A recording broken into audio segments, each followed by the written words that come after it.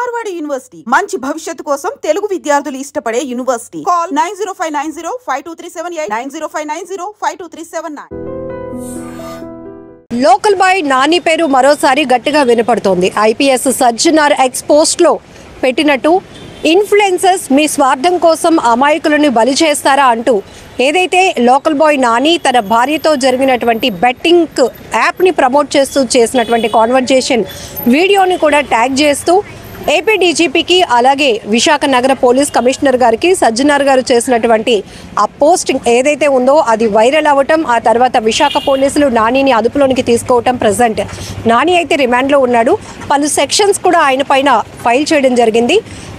గాజువాకకు చెందినటువంటి ఒక యువకుడు ఇచ్చినటువంటి కంప్లైంట్ కూడా బేస్ చేసుకొని నానిని అరెస్ట్ చేస్తున్నట్లుగా ఇన్ఫర్మేషన్ ఉంది. అసలు లోకల్ బాయ్ నాని పైన ఎలాంటి సెక్షన్స్ కింద కేసు ఫైల్ అయింది, తను ఇప్పటికీ స్టిల్ రిమాండ్లో ఉన్నారు, ఏం జరుగుతోంది అసలు లోకల్ బాయ్ నాని అంటే చాలామందికి ఒక డౌట్ ఉంది. బెట్టింగ్ యాప్స్ని చాలామంది సెలబ్రిటీలు ప్రమోట్ చేస్తున్నారు కదా, లోకల్ బాయ్ నానినే ఎందుకు పోలీసులు టార్గెట్ చేస్తున్నారు అనే కోణంలో కూడా చాలామంది తమ వాయిస్ రైజ్ చేస్తున్నారు. బట్ ఆ సెక్షన్స్ ఏంటి అని తెలుసుకున్న తర్వాత ఈ కేసు విషయంలో డెప్త్ ఏంటో తెలుస్తోంది. మనతో పాటు పలక శ్రీరామూర్తి గారు ఉన్నారు, అడ్వకేట్, ఆయనతో మాట్లాడదాం. ఇప్పటి వరకు ఎందుకు నానినే ఎందుకు అంతలాగా టార్గెట్ చేశారు, రిమాండ్కి పంపించినంత సీరియస్నెస్ ఉందా అంటున్నారు. అసలు ఏ కేసులు ఫైల్, ఎలాంటి సెక్షన్స్ ఫైల్ అయ్యాయి? ఆయన్ని అరెస్ట్ చేయడం కరెక్ట్ అండి. ఎందుకంటే ఇటువంటి లోకల్ నాని మూలం వ్యక్తుల వల్ల సమాజం పాడైపోతుందండి. యువత అంతా కూడా తప్పుదోవ పడుతున్నారండి. ఎందుకంటే ఈయన అంత నేరాలు చేశాడండి. ఈయన పైన పెట్టిన సెక్షన్స్ ఏంటంటే ఉన్నాయంటే 111(4) ఉంది, అలాగే 112(2) ఉంది, అట్లాగే 318 సెక్షన్ పెట్టారు, అలాగే 319 పెట్టారు సెక్షను, అలాగే 46 సెక్షన్ పెట్టారు బిఎన్ఎస్లోని, అలాగే 61 పెట్టారు. ఇందుకు ఇవి సెక్షన్స్ ఏం చెప్తున్నాయంటే 111 సెక్షన్ ఏం చెప్తుందంటే అంటే దాంట్లో 4 కాజులు ఉంటాయి, 1, 2, 3, 4 ఉంటాయి. అట్లాగే ఆయన 4 పెట్టారంటే ఈ 111 ఏంటి చెప్తుందంటే అక్రమ రవాణా, అమ్మాయిల్ని తీసుకెళ్ళి వ్యభిచార గృహాల్లో అమ్మడం, వెహికల్స్ దొంగతనం చేయడం, అమ్మాయిల్ని తీసుకొచ్చి వేరే వేరే రూట్స్లో వాళ్ళని విక్రయించడం, వేరే విధంగా యూజ్ చేయడం, వాళ్ళ జీవితాలతో ఆటలు ఆడుకోవడం అనమాట. అది చాలా డేంజరస్ సెక్షన్. ఎందుకంటే వీళ్ళు చేస్తున్న పని అదే. వీళ్ళు చేస్తున్న పని ఏంటంటే అమ్మాయిలు మభ్య పెట్టడం, వాళ్ళకి ఏదో చూపించడం, ఆశ చూపించడం, వాళ్ళు తీసుకెళ్ళి వివిధ వ్యభిచార గృహాలు అమ్మడం, లేకపోతే ఇతర దేశాలకి, దుబాయ్ అటువంటి దేశాలకి ఎక్స్పోర్ట్ చేయడం, ఇటువంటివి చేస్తున్నారు. అది ఎప్పటి నుంచో ఇన్వెస్టిగేషన్లో ఉంది, కానీ ఇప్పుడు ఫైనలైజ్ అయింది. ఫైనలైజ్ అయ్యారు కాబట్టి ఇమీడియట్గా ఈ సెక్షన్స్ పెట్టడం జరిగిందనమాట. 111, 112, అలాగే 318, 319, 46, రెడ్ విత్ 61 ఈ సెక్షన్తో పాటుగా వీళ్ళు కొన్ని ఏం చేస్తున్నారంటే ఐటీ ఇన్ఫర్మేషన్ టెక్నాలజీ 2000లో వచ్చిన యాక్ట్ ఏదైతే ఉందో దానిలోని కూడా వీళ్ళపైన సెక్షన్ 66C, సెక్షన్ 66D పెట్టారు. వీటిలో అర్థం ఏంటంటే సెక్షన్ 66C ఏంటంటే ఇతరుల సంతకాలు వీళ్ళు పెట్టేయడం, ఫోర్జరీ చాలా నేరం. అలాగే సెక్షన్ 66D ఏంటి చెప్తుందంటే ఒక ప్రొఫైల్ మీద ఇంకొకరు వ్యక్తుల ఫోటోలు పెట్టడం, నా ప్రొఫైల్ మీద ఏ హీరోయిన్ ఫోటోలు పెట్టడం, ఆ ప్రొఫైల్ పెట్టడం, ఆ విధంగా మార్పు చేయడం అని ఫేక్ పెట్టి ఐడి పెట్టి ఎవరు హీరోయిన్ అనగానే అవతల అట్రాక్ట్ అయిపోయి సబ్స్క్రైబ్ చేస్తున్నారు వీళ్ళకి. ఆ విధంగా డబ్బులు సంపాదిస్తున్నారు అనమాట. ఇక్కడ అక్కడ అమ్మాయి కనిపించింది అనగానే వాళ్ళు ఏం చేస్తున్నారంటే నువ్వు ఈ నెంబర్కి మీరు కొంత అమౌంట్ పంపించండి అనగానే ఆ అడ్రస్ పంపించేస్తున్నాను. తెరమో చూసి ఆ అడ్రస్ వాళ్ళది కదా, నాది అది, కానీ బొమ్మ మాత్రం అక్కడ ఆ హీరోయిన్ ఎవరిదో పెడతారనమాట. ఆ విధంగా మార్పిడి చేస్తూ వీళ్ళు మోసం చేస్తూ ఇతరుల దగ్గర నుంచి డబ్బులు సంపాదిస్తున్నారు. అలాగే ఒక పేద అమ్మాయిల వాటిని చూసి వాళ్ళకి కొన్ని సౌకర్యాలు కల్పించి వాళ్ళు తీసుకెళ్ళి అమ్మాయిలు అమ్మేయడం, విదేశాలు తీసుకెళ్ళి అమ్మేస్తున్నారు. వీళ్ళు బొంబాయి అంటే కలకత్తా లాంటి కొన్ని రెడ్ లైట్ ఏరియాలోనే అక్కడ తీసుకెళ్ళి అమ్మేస్తున్నారు. ఆ విధమైన పనులు చేస్తున్నారు కాబట్టి వీళ్ళపైన ఈ సెక్షన్ పెట్టడం జరిగింది. అలాగే ఇంకో గేమింగ్ యాక్ట్ కూడా ఉంది. వీళ్ళు గేమింగ్ యాక్ట్లో కూడా వీళ్ళకి సెక్షన్ 3 అండ్ సెక్షన్ 4 పెట్టారు. అవేంటంటే గేమింగ్ యాక్ట్లోనే వీళ్ళు ఒక వ్యభిచార గృహాలను రన్ చేయడం, అంటే గేమ్స్, ప్యాక్ ఆట, లేకపోతే వివిధ అంటే ప్రభుత్వం నిషేధించిన ఆటలు ఏవైతే ఉన్నాయో అవన్నీ కూడా ఒక గృహంలో తీసుకొని ఒక మేనేజ్మెంట్ పెట్టుకొని ఒక సంస్థలా పెట్టి అందులో అక్కడ పెట్టి వీటిని ఆహ్వానించడం అందులోకి. వాళ్ళ దగ్గర డబ్బులు కలెక్ట్ చేయడం, అవి మళ్ళీ వాళ్ళు అక్కడ లోపల జరుగుతున్న కార్యక్రమాలు ఫోటోలు తీయడం, వీడియోలు తీయడం, అది తీసుకెళ్ళి బ్లాక్మెయిల్ చేసి వాళ్ళ దగ్గర డబ్బులు సంపాదించడం, ఇటువంటి అసాంఘిక కార్యక్రమాలు అన్నీ కూడా వీళ్ళు చేస్తున్నారు.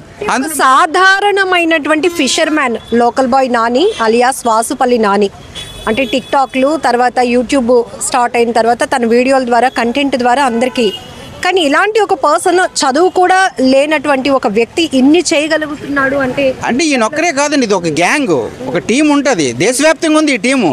అందరూ లోకల్ బాయ్ ఒక్కడే ఒక్కరే అనుకుంటున్నారు, ఎట్లా కాదండి. వీళ్ళ టీం అంతా సౌత్ ఇండియా అంతా ఉంది. సౌత్ ఇండియా కాదు, నార్త్ ఇండియాలో కూడా ఉంది, బాంబేలో ఉంది, వెస్ట్రన్ ఇండియాలో ఉంది, అట్లాగే చెన్నైలో ఉంది, కేరళలో ఉంది. వీళ్ళంతా ఒక టీమ్గా ఏర్పడి, ఒక సొసైటీగా ఏర్పడి అక్కడి నుంచి ఇక్కడికి అక్కడ ఎక్స్చేంజ్ చేసుకుంటూ, మార్పులు చేసుకుంటూ ఆ చట్టాన్ని వ్యతిరేకిస్తున్నారన్నమాట. దానివల్ల వీళ్ళపైన బిఎన్ఎస్లోని సెక్షన్స్ 111, 112, 318, 319 ప్లస్ 46 రెడ్ విత్ 61 కూడా పెట్టారు. అలాగే గేమింగ్ యాక్ట్లో సెక్షన్ 3, 4 కూడా పెట్టారు. ఇన్ఫర్మేషన్ టెక్నాలజీ యాక్ట్ ఏదైతే ఉందో 2000 పెట్టింది, అది అమెండ్ అయింది. 2018లో అమెండ్ అయింది, 2008లో అమెండ్ చేశారు. అమెండ్లో ఏంటంటే కఠినతరం చేశారు. అది ఇదివరకు ఏంటంటే 66A ఉండింది, అది దానివల్ల చాలా తీవ్రంగా ఉండేది.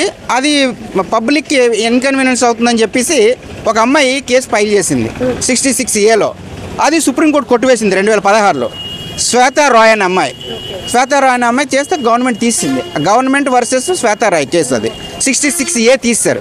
66A తీసిన తర్వాత 66C, 66D ఈ యాక్ట్ పెట్టి, ఇదేంటంటే ఎవరైతే ఎలక్ట్రానిక్ వైజ్గా మోసాలు చేస్తున్నారో, ప్రజలను మోసం చేస్తున్నారో అటువంటి వాళ్ళందరినీ కూడా కఠినంగా శిక్షించమని చెప్పేసి ఇది ఇచ్చింది. అయితే కొంచెం వెసులుబాటు ఇచ్చింది. వెసులుబాటు ఎందుకు ఇచ్చిందంటే కొందరు మంచి పనులకు ఉపయోగిస్తారు, దీన్ని కొందరు మంచి పనులకు ఉపయోగిస్తారు. ఆ విధంగా యూజ్ చేసుకోమని ఆ సెక్షన్స్ పెట్టారు తప్ప, దీన్ని వైలేట్ చేసి వీళ్ళు ఏం చేస్తున్నారంటే ఫేక్ ఐడీలు పెట్టి ఇతర దేశాల నుంచి డబ్బులు కలెక్ట్ చేస్తున్నారు. ఒక పాపులర్ హీరోయిన్ ఫోటో తీసుకొచ్చి నా వెబ్సైట్లో పెడుతున్నారు. అందరూ ఏమనుకున్నారు, హీరోయిన్ అనగానే అందరికీ లైక్ కొట్టడం, వాళ్ళకి ఫ్రెండ్షిప్ చేసుకోవడం, అది అయినా వాళ్ళకి అయితే నాకు ఒక 5,000 కావాలి, 10,000 కావాలని చెప్పేసి వాళ్ళని ఫోన్పే చేయించుకోవడం, ఆ విధంగా మోసం చేస్తూ వేలాది రూపాయలు సంపాదిస్తున్నారు. ఈ సెక్షన్స్ లో బెయిల్ వచ్చే అవకాశం ఉంటుంది. బెయిలబుల్ సెక్షన్స్ అండి, ఇవన్నీ కూడా బెయిలబుల్ సెక్షన్సే. అయితే దీంట్లోని ఐటీ యాక్ట్లోని ఒకటి బెయిలబుల్ కాదండి, అంటే 3 స్టేజెస్ ఉంటాయి దీంట్లో. సెక్షన్ సిలోనే 4 ఉంటుంది. అదేంటంటే అది తీవ్రమైన నేరం అనమాట. ఏంటంటే వీళ్ళు అమ్మాయిలు తీసుకెళ్ళి వాళ్ళు ఫోటోలు తీసి తర్వాత ఫిలిమ్స్ తీసి వీళ్ళు ఒక వ్యాపారం చేసుకుంటారు, బిజినెస్ చేస్తున్నారు. అది తీవ్రమైన నేరం. అదైతే మాత్రం 10 years శిక్ష పడుతుంది, 10 లక్షల రూపాయలు కూడా కట్టాలి, 2 కూడా వేస్తుంది కోర్టు. ఈ సెక్షన్ C1 అయితే మాత్రం మీకు ఓన్లీ ఒక 5,000 కాదు 1 lakh రూపీ ఫైన్, 3 ఏళ్ళు లేకపోతే 1 year జైలు. గతంలో కూడా హార్బర్ బోటు ప్రమాదంలో నాని పేరు చాలా గట్టిగా వినబడింది. ఆ తర్వాత ఇన్వెస్టిగేషన్లో ఇతను కాదు, ఈ నాని కాదు, వేరే నాని అని అది కూడా అంటే అప్పుడు తర్వాత మళ్ళీ ఇప్పుడు ఈ బెట్టింగ్ యాప్ల వ్యవహారంలో మళ్ళీ నాని పేరు చాలా గట్టిగా వినపడుతోంది. రిమాండ్కి వేయడం, రిమాండ్ ఎప్పటి వరకు అంటే మీకున్న ఇన్ఫర్మేషన్? కోర్టు వచ్చి March 7th వరకు రిమాండ్లో ఉంచమని చెప్పారండి. అయితే వాళ్ళు బెయిల్ పెటిస్ పెట్టుకున్నారు. బెయిల్ హీరింగ్ మాత్రం 27th ఈ మంత్ ఇచ్చారు. మరి ఆ రోజు అవుతుందో అవుతో తెలియదు. మరి రిమాండ్ మాత్రం March 7th వరకు ఇచ్చారు. బెయిల్ వస్తుందని నేనైతే అనుకోవట్లేదండి. ఎందుకంటే బెట్టింగ్ యాప్లు కంటిన్యూ చేయండి. ఎందుకంటే ఇది చాలా తీవ్రమైన నేరం చేశారండి. వీళ్ళ అమ్మాయిలు ఎక్కడి నుంచి తీసుకెళ్ళి ఇతర రాష్ట్రాలు తీసుకెళ్ళి వ్యభిచార కూబల్లో అమ్మేస్తున్నారండి. ఇక్కడ వీళ్ళు చేస్తున్న బిజినెస్ ఇదండి. అది లాస్ట్ టైం ఓన్లీ బోట్ తగలబెట్టింది లేకపోతే టిక్టాక్లు చేసుకుని ఉంటున్నాడు అని అనుకున్నారు తప్ప, కానీ ఈయన చేస్తున్న నేరాల్లో చాలా తీవ్రమైన నేరాలు అనమాట. సంఘ వ్యతిరేక నేరాలు అవి. ఒక అమ్మాయిలు పాడు చేయడం, అమ్మాయిలు తీసుకెళ్ళి అమ్మేయడం, ఇటువంటివి చాలా పెద్ద నేరాలండి. అంటే అలా యువతను పాడు చేస్తూ సమాజాన్ని పాడు చేస్తున్నారండి. ఓ పక్క నాకు నాలెడ్జ్ లేదు, నేను చదువుకోలేదు అని అంటున్నాడు, కానీ చేసే పనులన్నీ కూడా చదువుకున్నాడు కూడా చేయలేని పనులు చేస్తున్నాడు. ఆ విధంగా ఇక్కడ విశాఖపట్నం ప్రశాంతమైన ప్లేస్ని ఒక నరకకోకంగా తయారు చేస్తున్నాడు, ఒక క్రిమినల్ సామ్రాజ్యంగా తయారు చేస్తున్నాడు. సజ్జనార్ గారు చేసినటువంటి పోస్ట్ తర్వాత నాని మరొక పోస్ట్ కూడా పెట్టాడు, ఒక వీడియో రివీల్ చేశాడు. నేను చదువుకోలేదు, నాకు తెలియక ఇలాంటి బెట్టింగ్ యాప్స్ని నేను ప్రమోట్ చేశాను, బట్ సజ్జనార్ గారు చెప్పినటువంటి ఆ హెచ్చరికలతో నేను మారుతున్నాను అని చెప్పేసి, అట్లానే మిగతా ఇన్ఫ్లుయెన్సర్స్ కూడా ఇది చేయొద్దు అని, ఆ మాటలు నమ్మొచ్చు అంటారా? తెలిసి చేశారా, తెలియక చేశారా, ఎట్లా చూడొచ్చు అంటే? అది ప్రీ ప్లాన్గా చెప్పిందండి. ఇప్పుడు రక్తానికి అలవాటు పడ్డ పులి నేను రక్తం తాగనంటే అది నమ్మశక్యంగా ఉండదండి. వీళ్ళు అంతే, ఒక్కసారి ఒక లగ్జరీకి అలవాటు పడిపోయారు, ఒక నేరాలకు అలవాటు పడిపోయారు, ఇంకా అందు నుంచి బయటకు రారండి వీళ్ళు. ఎందుకంటే అది ఈజీవే మనీ సంపాదించడం, అన్ని సౌకర్యాలు ఉంటాయి. ఏమన్నా మా అయితే జైలు తీసుకెళ్తే ఎలా వదిలేస్తారు, ఒక 1 ఇయర్లో బెయిల్ పెట్టుకొని వచ్చేస్తారు. ఆ విధంగా ఆయనకి ఈజీ అయిపోయింది. ఎప్పుడైతే బోర్డు ఇన్సిడెంట్లు ఎప్పుడైతే జరిగిందో ఐబీఎస్ కార్పొరేస్ వేసుకున్నాడు, రిలీజ్ అయిపోయాడు. అప్పుడే అరెస్ట్ చేస్తుంటే బాగుండేది, ఇటువంటి జరగకుండా ఉండు. ఎప్పుడైతే ఐబీఎస్ కార్పొరేస్ అప్లై చేసుకొని అది ఫండమెంటల్ రైట్ ఎవరైనా పెట్టుకోవచ్చు, కానీ దానిలో పోలీసు వారు ఇచ్చిన రిపోర్ట్లోని ఈయన పాత్ర తక్కువగా ఉంది, వేరొకరిది ఉందని చెప్పడంతో వాళ్ళకి ఐబీఎస్ కార్పొరేస్ వచ్చింది. కొన్ని ఈడి పాత్ర కూడా ఉందని తెలిసి లోకల్ బాయ్ ఎవరైతే నాని అంటున్నారో ఆయన పాత్ర ఎక్కువ ఉందని తెలిసి ఇమ్మీడియట్గా పోలీస్ ఆఫీసర్ గారు దీని మీద ఇన్వెస్టిగేషన్ టీం పంపించారు. టోటల్ ఇన్ఫర్మేషన్ తీసుకొని ఈయన జైలు పంపించడం జరిగింది. బెట్టింగ్ యాప్స్ ప్రమోట్ చేసే వారి విషయంలో పోలీసులు ఎంత సీరియస్గా ఉన్నారో కోర్టులు కూడా అంతే సీరియస్గా ఉన్నాయని విన్నాం. ఎంతవరకు? కోర్టు ఎప్పుడు సీరియస్గా ఉంటుందండి. కోర్టు ఎందుకంటే కోర్టు ఎప్పుడు కూడా ఏం ఆలోచిస్తుందంటే సమాజం బాగుండాలి, లా అండ్ ఆర్డర్ బాగుండాలి. దానికి సంబంధించి సమాజం బాగుండాలంటే లా అండ్ ఆర్డర్ బాగుంటేనే సమాజం ముందుకెళ్తుందండి. క్రైమ్ రేటు పెరగకుండా ఉంటేనే సమాజం ముందుకెళ్తుందండి. క్రైమ్ రేటు పెరుగుకుంటూ వెళ్ళిపోయింది అనుకోండి, ఎక్కడ సమాజం కూడా బాగుపడదు. అందుకని కోర్టు ఎప్పుడు స్ట్రిక్ట్గానే ఉంటుంది. కాకపోతే కొన్ని వెసులుబాట్లు ఇస్తుంది కోర్టు. ఎందుకంటే ఇప్పుడు నేరం చేసిన వాళ్ళందరినీ ప్రస్తుతం ఇమీడియట్గా అరెస్ట్ చేసినా కానీ తర్వాత ఇన్వెస్టిగేషన్లో నిజంగా పాత్ర ఉందా లేదా అనేది ఆలోచించి ఆ కోణంలో ఇన్వెస్టిగేషన్ అవుతుంది. బోత్ సైడ్ లాయర్స్ ఉంటారు, దాన్ని డిస్కస్ చేస్తారు, క్రాస్ ఎగ్జామ్స్ అంటారు. తర్వాత వాళ్ళు వాదోపవాదాలు అయిన తర్వాత ఈడు కరెక్టా కాదా, ఈడు దొంగ మంచోడా అన్ని నిర్ణయం తీసుకున్న తర్వాత శిక్ష వేసేస్తుందండి కోర్టు. ఆ వెసులుబాటు రాజ్యాంగం కల్పించింది. సో ఇది లోకల్ బాయ్ నానికి సంబంధించి ప్రస్తుతం ఆయన రిమాండ్లో ఉన్నాడు.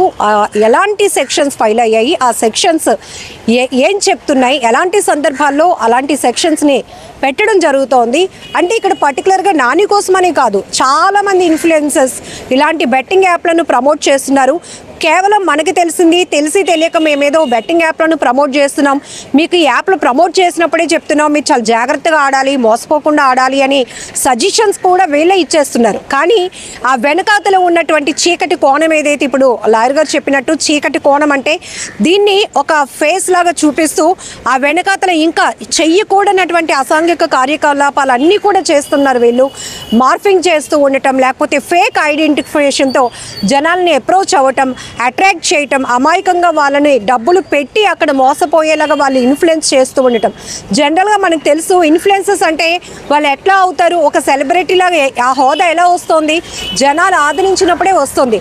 ఆదరణకు ముందు వీళ్ళు ఒకలాగా ఉంటున్నారు, వచ్చిన తర్వాత మరొకలాగా మారుతున్నారు. ఇక్కడ కాయిన్కి బోత్ సైడ్స్ మనం ఎట్లయితే అనాలిసిస్ చేస్తామో మనిషి ఫస్ట్ డౌన్ టు ఎర్త్ ఎదిగే క్రమంలో ప్రతి ఒక్కరూ కూడా ప్రతి నిజాయితీని అనేది కంపల్సరీగా హానెస్ట్గా ఉండాల్సిన ఇంపార్టెంట్ చాలా ఉంది.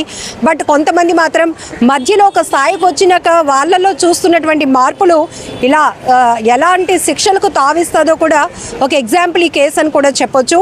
సో ప్రస్తుతానికి అయితే వాళ్ళకి బెయిల్కి అప్లై చేస్తున్నప్పటికీ కూడా ఇది కోర్టు పోలీసులు నానికి సంబంధించిన వ్యవహారం అయితే కాదు, పబ్లిక్కి కనెక్ట్ అయిన వ్యవహారం. ఎందుకంటే ఎప్పుడైతే వీడియోల ద్వారా మంచి మాటల ద్వారా ఒక సాధారణమైనటువంటి మత్స్యకారుడుగా జనానికి పరిచయమైనటువంటి లోకల్ బాయ్ నాని ఇప్పుడు ప్రజలకు కూడా ఆన్సర్ చెప్పాల్సిన అవసరం ఎంతైనా ఉంటుంది.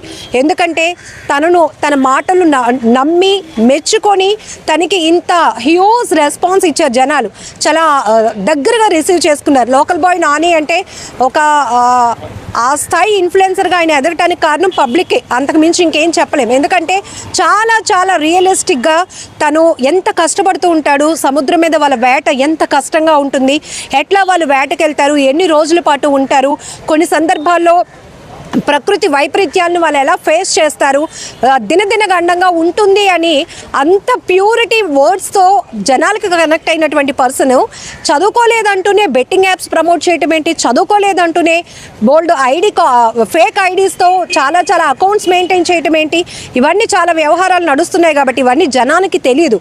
బట్ పోలీసుల ఇన్వెస్టిగేషన్లో మాత్రం చాలా లోతైన దర్యాప్తు ఉంటుంది కాబట్టి ఇన్ని సెక్షన్స్ అయితే ఫైల్ అయ్యాయి.